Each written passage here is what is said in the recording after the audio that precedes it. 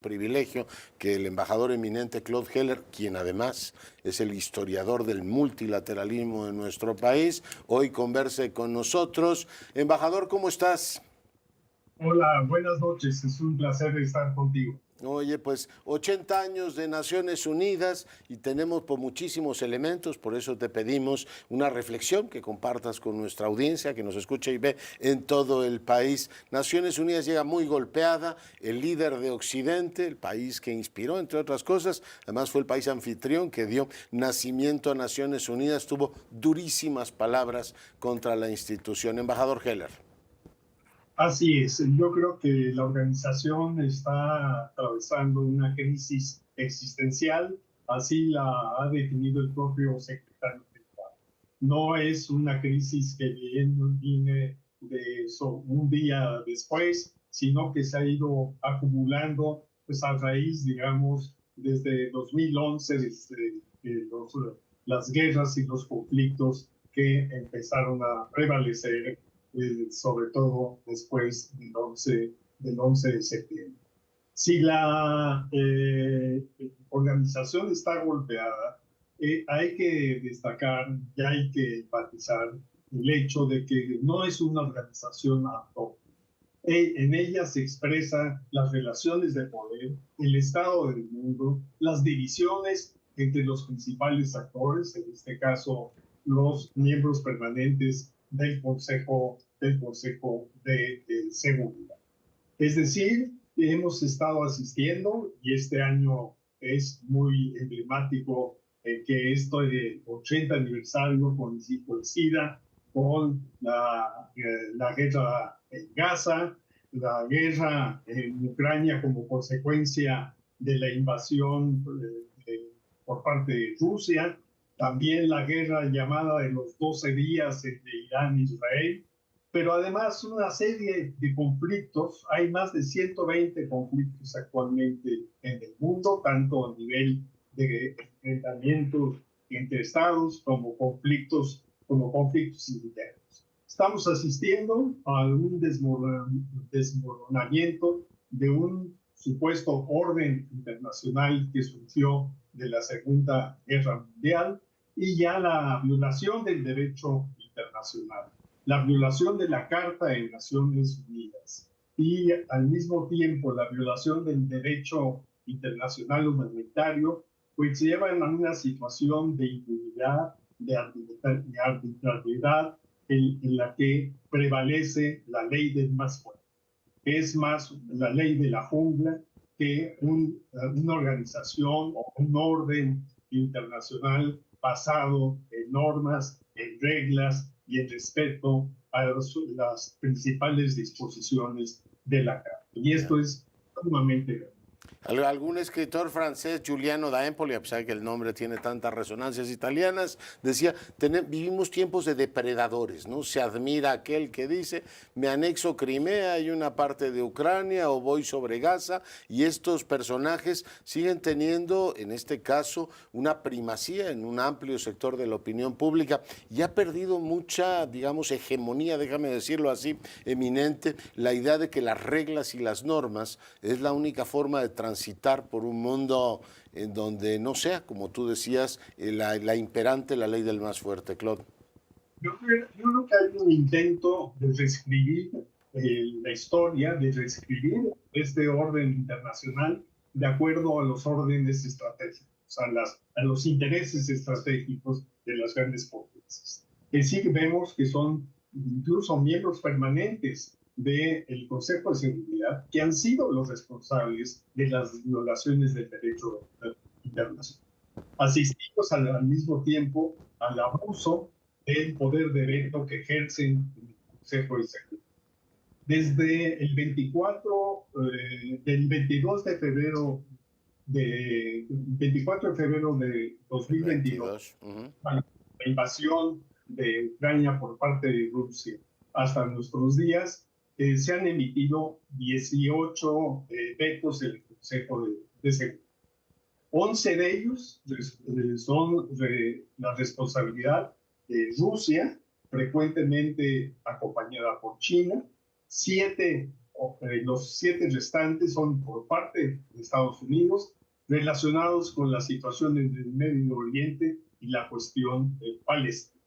Es decir, esta parálisis, este bloqueo que existe en el órgano que está encargado primordialmente del mantenimiento de la paz, pues lleva a este colapso que estamos viendo y este drama que creo que lleva mucho a la indignación en muchos estados y en la opinión pública internacional. Sí. Sin duda, la atención está centrada durante esta asamblea por la cuestión, obviamente, de la guerra en Gaza, el tema del reconocimiento del Estado palestino, que ha sido un tema dominante, pero que si bien puede ser simbólico, tiene un impacto internacional, y al mismo tiempo, pues el hecho de que la guerra en Europa con la invasión de Ucrania prosigue sin que haya ningún paso. Pero al mismo tiempo tenemos estos conflictos paralelos como ocurre en Sudán, en la República Democrática del Congo, en Myanmar, la situación de desastre en Haití, cerca de nuestro país, y sobre todo narrativas distintas de agresividad verbal, de migración de muchos valores que son la base del sistema internacional.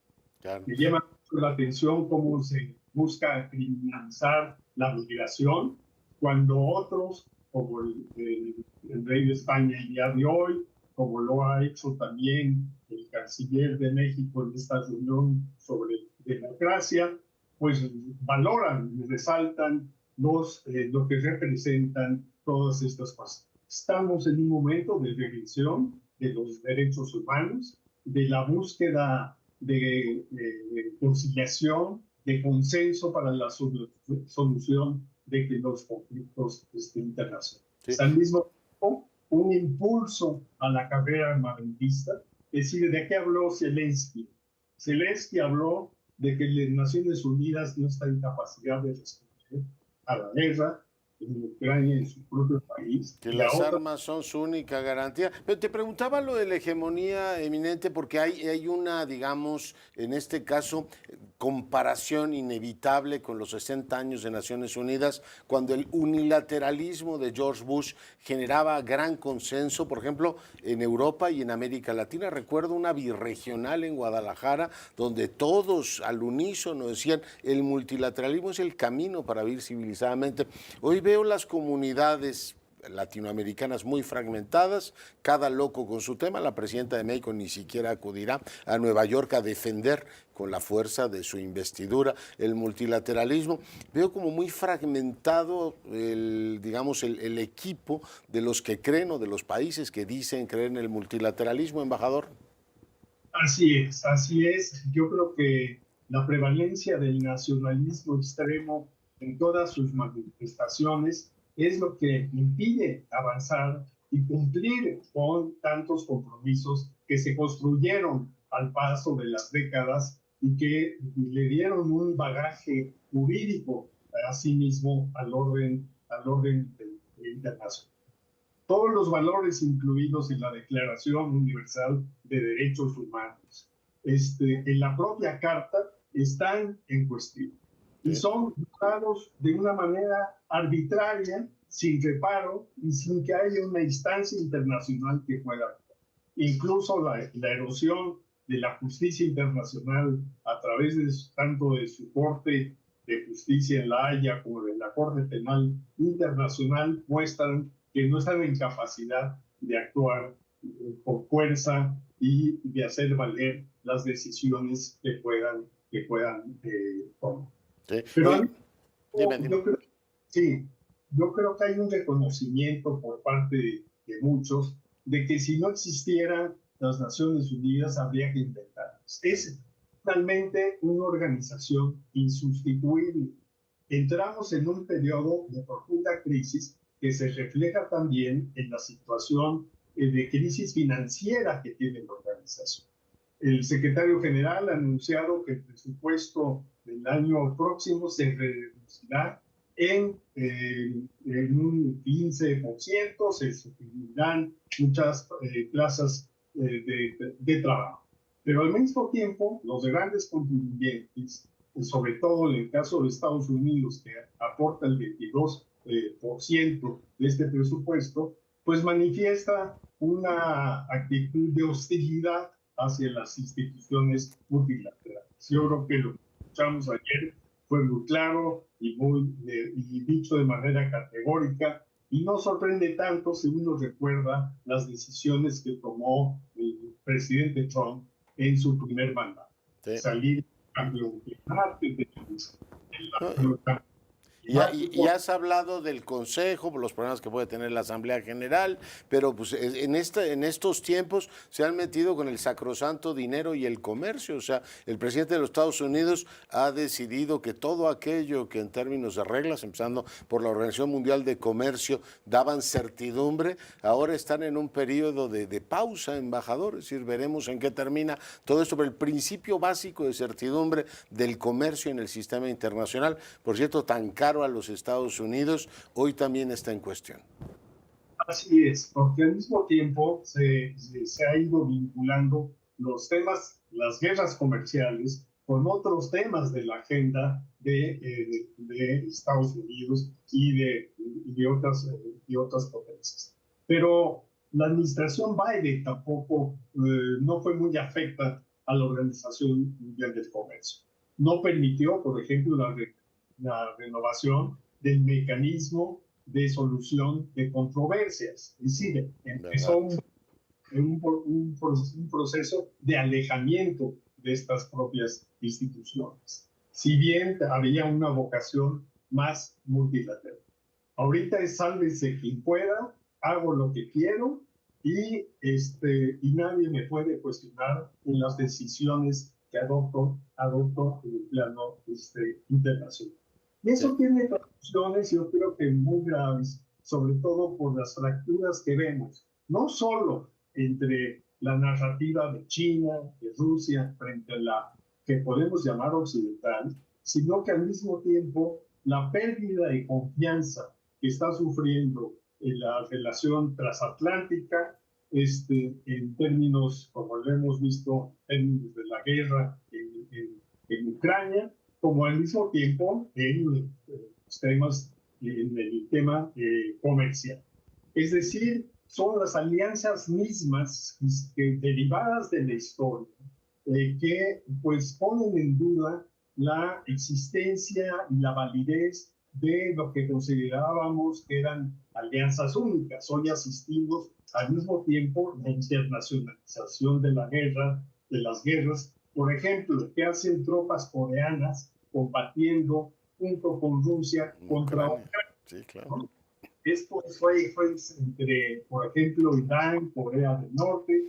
La India se ve abandonada en cierto sentido por Estados Unidos, siendo un actor tan importante. Brasil se ve también atacado muy directamente cuando debería ser uno de los principales socios e interlocutores de países como Estados Unidos.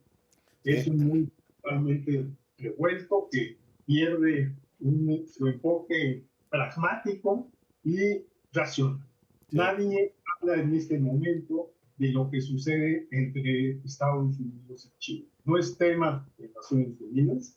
Hay conversaciones sobre los temas comerciales, hay llamadas telefónicas, ya se anunció que habrá un encuentro entre Trump y el presidente la cumbre de la PES, y de que Trump realizaría un viaje en 2026.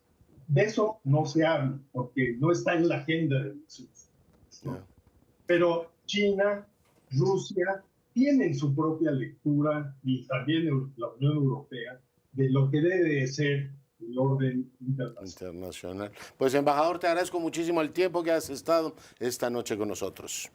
Muchas gracias. Gracias. Claude Keller, le recuerdo, fue, entre otras cosas, embajador de México ante Naciones Unidas, embajador eminente, y el autor, el gran autor, su libro sobre el multilateralismo es absolutamente fundamental. Maru